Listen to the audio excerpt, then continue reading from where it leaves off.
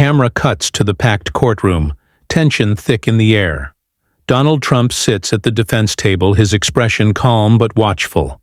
Across from him, Judge Whitmore leans forward, his voice sharp as he interrupts the defense for the third time in 10 minutes. The prosecution smirks, clearly unfazed. Trump glances at his lawyers, who exchange uneasy looks.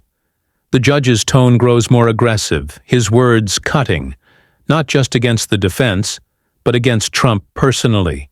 The room stirs. Spectators shift in their seats. Reporters scribble furiously. Then it happens.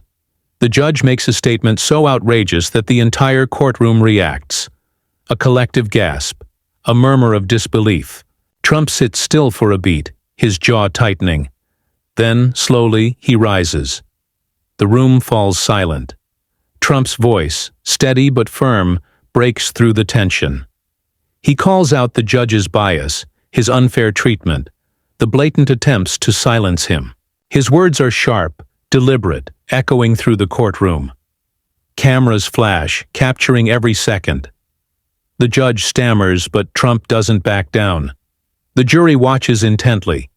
Even some reporters, many of whom had come in expecting a different narrative, seem caught off guard. The moment stretches, the energy in the room shifting. This isn't just about a trial anymore. It's about power, fairness, and the right to be heard. Trump finishes speaking, his eyes locked on the judge. The silence lingers before the courtroom erupts. Lawyers arguing, reporters rushing to file their stories, spectators whispering in shock. The judge calls for order, but the balance of the trial has already changed. Outside, the media scrambles, headlines forming in real time. The confrontation is playing on every network, fueling debates across the nation. Was this a fight for justice, or an attempt to silence a man who refuses to back down? One thing is certain: the world is watching.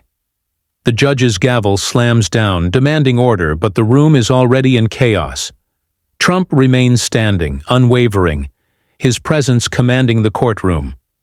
His legal team looks both tense and emboldened, sensing the shift in momentum. The prosecution hurriedly whispers among themselves, clearly caught off guard. The spectators lean in, eyes locked on the unfolding confrontation. Reporters type furiously, their fingers racing to capture the moment. The judge clears his throat, his voice straining for control as he warns Trump to sit down. But the former president doesn't flinch. Instead, he raises a hand, silencing the murmurs without needing a gavel. "This isn't just about me," Trump says, his voice carrying across the chamber. "This is about every American who believes in fairness, in justice, in standing up to corruption." A ripple goes through the crowd. The cameras capture every second, networks broadcasting live as millions watch the drama unfold. The judge, now visibly rattled, attempts to regain his footing. He threatens contempt, but Trump doesn't waver. The jury exchanges glances. Even they can't ignore what's happening. The weight of the moment presses on everyone in the room. This trial, once expected to be a quiet legal proceeding, has turned into something far greater. A battle of power, of truth, of defiance against a system some believe is rigged. Outside the courthouse, crowds gather, their voices rising in chants. Social media explodes with reactions, clips of the showdown spreading like wildfire. Analysts dissect every word, every gesture. The prosecution, once confident, now seems shaken. The judge, once commanding, now struggles to maintain control. And Trump, standing tall, has shifted the narrative entirely. This is no longer just a trial. It's a turning point. The judge's face tightens, his patience visibly thinning as he orders Trump to sit. But the former president remains steadfast. The tension is unbearable, the weight of the moment pressing on every person in the courtroom. Trump's lawyers exchange glances, knowing this case has just transformed from a legal battle into a national spectacle. The prosecution hesitates, scrambling to recover, but the damage is already done. The jury watches with a mix of intrigue and unease, sensing the gravity of what's unfolding before them. The gallery erupts in hushed whispers, the reporters, barely able to keep up as they type frantically, capturing every word, every movement, every shift in power. The cameras zoom in, broadcasting the confrontation to millions, and across the country, reactions explode. Cable news networks cut into their programming. Social media is flooded with clips, and the courtroom scene becomes the center of a firestorm. The judge grips the edge of his bench, his voice now sharp with frustration. He threatens legal consequences, but Trump, his expression unyielding, meets his gaze head-on. "The American people see what's happening," Trump declares, his voice unwavering. "They see the corruption, the bias, and they won't stand for it." A murmur sweeps through the room. The prosecution stiffens. The judge exhales sharply, but the momentum has shifted beyond their control. Outside, crowds swell, their chants growing louder, their presence impossible to ignore. Commentators dissect the scene in real time, debating whether this is defiance or democracy in action. The trial that was meant to weaken Trump has instead ignited something far bigger. The judge slams his gavel again, his authority slipping, his control fracturing, as the case spirals into something neither side ever anticipated. The judge's voice rises, demanding order, but the energy in the room is uncontrollable. Trump remains standing, his presence towering over the chaos unfolding around him. His supporters outside grow louder, their chants echoing through the courthouse walls. The prosecution, once confident, now looks rattled, exchanging hurried whispers, as they realize the narrative has escaped their grasp. The jury shifts uncomfortably, their eyes darting between Trump and the judge, absorbing every moment of this unprecedented clash. Reporters scramble to update their headlines, networks running, non-stop coverage, pundits debating the implications in real time. The judge grips his gavel, his knuckles white, his authority slipping with each passing second. He issues another warning, his voice laced with frustration, but Trump remains defiant. "This is not just about me," Trump declares again, his voice carrying across the silent courtroom. "This is about a system that's broken, a system that fears the truth." A wave of murmurs spreads through the gallery, some nodding in agreement, others watching in stunned silence. Outside, the streets are packed, the crowd swelling, their voices a force of their own.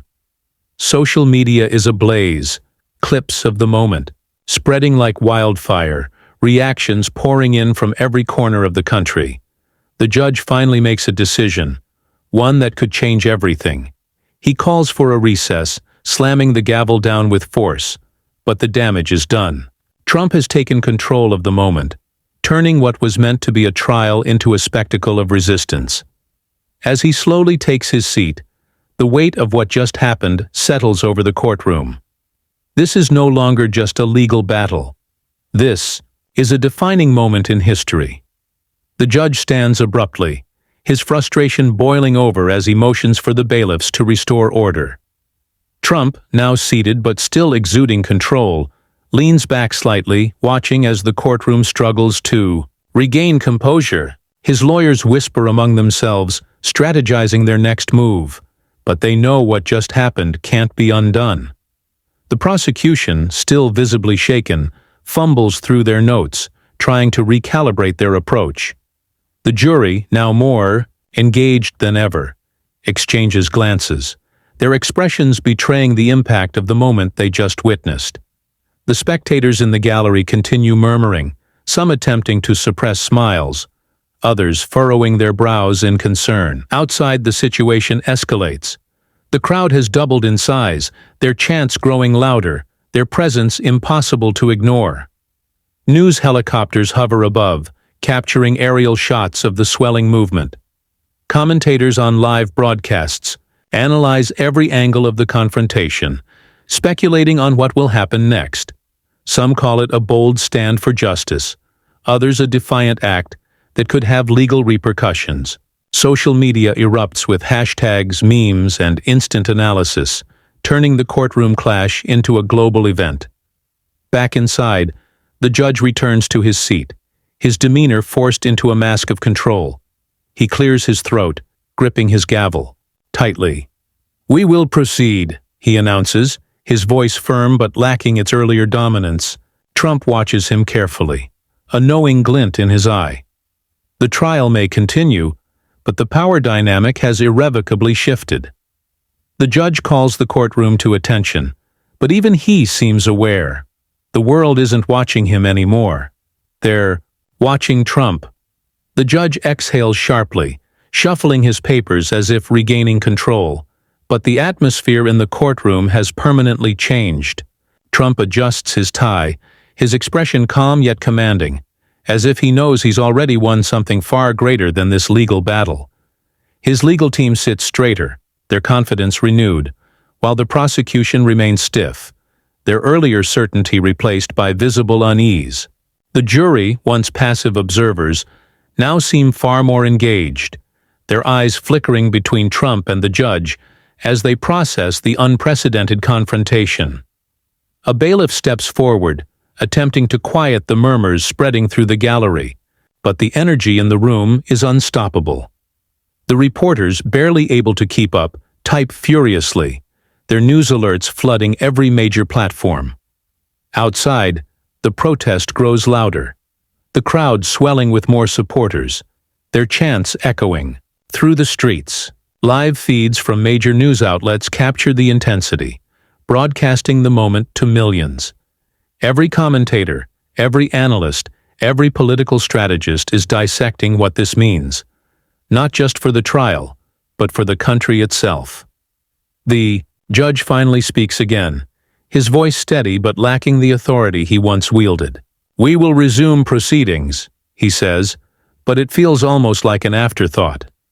Trump leans forward slightly, a faint smirk playing at the corners of his mouth. He knows the case will continue, but in the court of public opinion, the verdict is already being decided.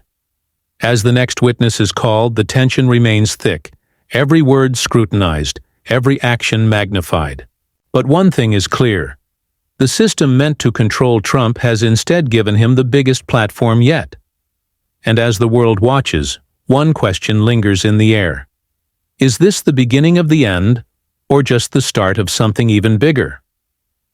The witness hesitates before taking the stand, clearly aware that this trial is no longer just about testimony or legal arguments. It's about something much larger.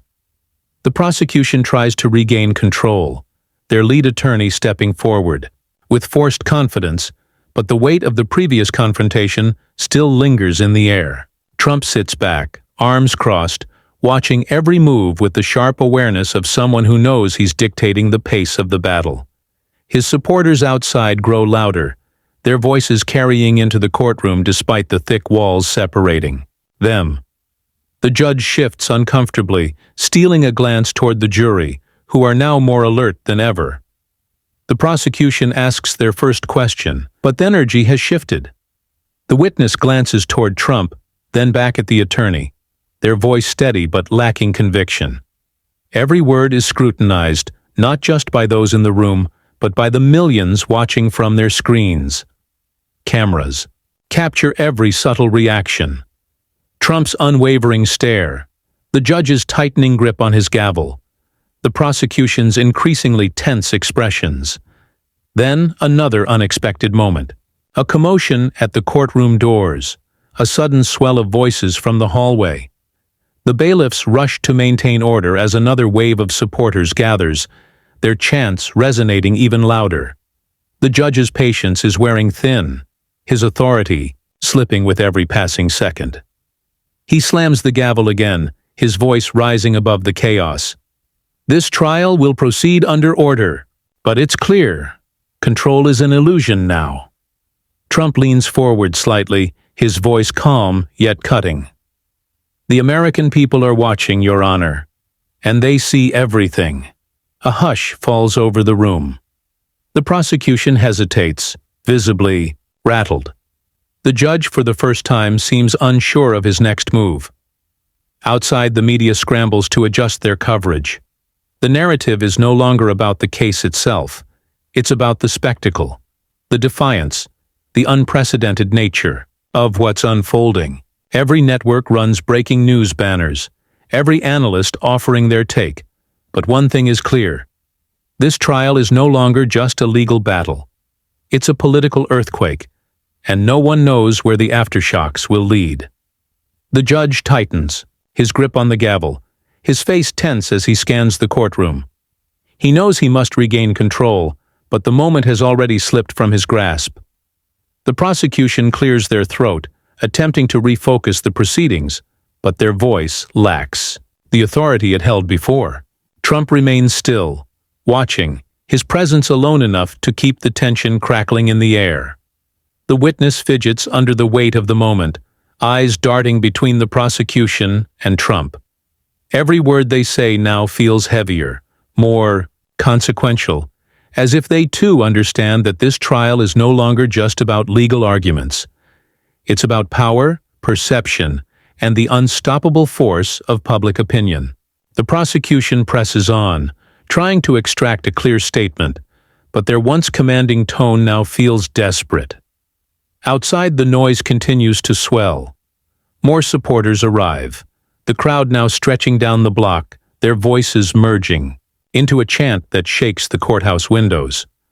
Reporters struggle to keep up, cameras flashing non-stop, every network scrambling to capture the next big moment. Social media is flooded with clips, reactions, theories, some calling it a reckoning, others a circus, but no one denying its impact. Inside, the judge exhales sharply, rubbing his temples before delivering his next words. "We will have order, or I will clear this courtroom." The threat is real, but it feels empty.